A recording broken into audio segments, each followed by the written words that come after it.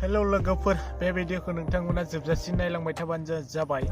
मैया मोनसे प्रतिदिन बे टाइमाव बे निउस मोनसे नुदोंमोन आरो जोंनि दा जाखांबोनाय बे अपोजिट फंबायनि बे टिं नाम्बारखौ ओरैबायदि मिस होदोना फेक होदो।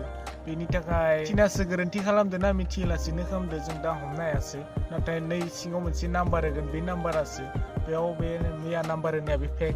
लोगोफोर नोंथांमोना बे नाम्बाराव जेब्लाबो दा खालाम। बे रिपर्टारा जुदि मिथिनानै गोरोन्थि खालामदोंब्ला जों आरो बेखौ साननो गोनां बुजिनो गोनां जेबो खोथा गैला होनना जों सानो लोगोफोर।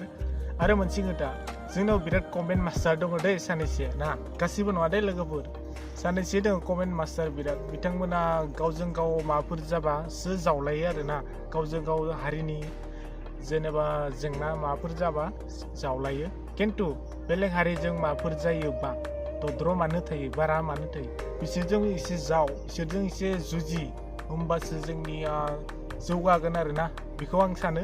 स' लोगोफोर नोंथांमोननि आखायावनो जोंनि दा मोनसे बिथाइ थाइनो थांगासिनो दं लोगोफोर। स' नोंथांमोना एसे बिथां फंबायखौ भट होनानै देरहासार खालामनायाव आरो नोंथांमोननि सायावनो।